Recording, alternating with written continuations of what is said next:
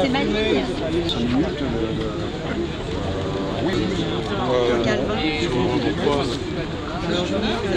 C'est sur la proposition d'un des porte-parole de l'international, El Biolaxalte Terra, qu'aujourd'hui et demain, en Italie ce matin, à Rome, à la Porte-Pire, en Uruguay, au Chili, au Pérou et ici en France, dans plus de 15 rassemblements et réunions, incluant des interventions et des messages de nos camarades d'autres pays, d'Italie et d'Espagne notamment, que la journée du 20 septembre devient la journée internationale de la libre pensée. Le choix de cette date n'est pas arbitraire. Elle rappelle le 20 septembre 1870, quand les forces patriotiques italiennes et les chemises rouges garibaldiennes ont été les acteurs du célèbre épisode de la brèche de la Porte-Pire à Rome, infligeant la défaite aux forces réactionnaires du Vatican alliées à l'Empire français.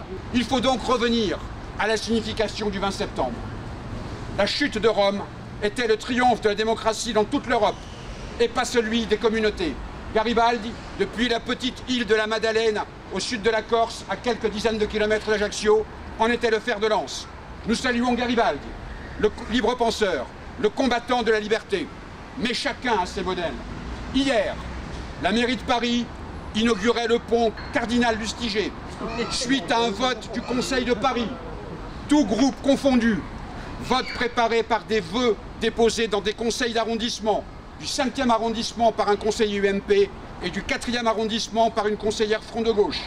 Après avoir donné le nom de Jean-Paul II et une place de Paris, la mairie, sous l'égide de Delanoë, honore le cardinal Lustiger, celui-même qui déclarait, je cite, « L'antisémitisme hitlérien relève de l'antisémitisme des Lumières ». Fin de citation. Lustiger crache sur les Lumières et la ville de Paris l'honore. Il faut dire qu'en termes de cléricalisation, Paris est en train de devenir une annexe du Vatican.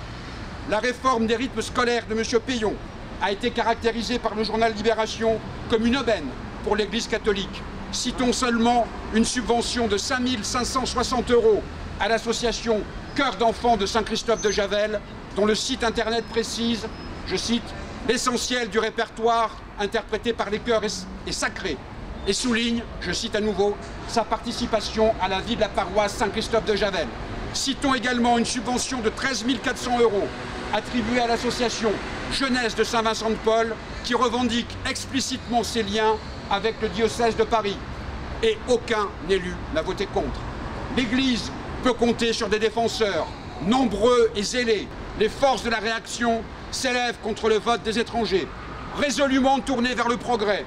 La libre pensée considère que tous individus qui s'acquittent de l'impôt, qui vivent sur le territoire, qui travaillent sur le territoire, qui participent d'une manière ou d'une autre à la construction de la République une et indivisible, laïque, démocratique et sociale, doit pouvoir s'exprimer lors du suffrage universel, se présenter et se faire élire. C'est l'œuvre de Garibaldi, c'est l'œuvre de la Commune de Paris, c'est le salut commun. Et c'est avec la même détermination qu'en 1903 que la Fédération nationale de la libre pensée engage la bataille pour la reconnaissance totale de la séparation des églises et de l'État sur l'ensemble du territoire de la République, Alsace-Moselle compris bien évidemment, afin de faire reculer la réaction, le cléricalisme. Il reste des porte-pilles à abattre, des libertés à conquérir. En ce 20 septembre, vive la libre pensée, vive l'Association internationale de la libre pensée, ni Dieu ni maître, à bas la calotte et vive la sociale.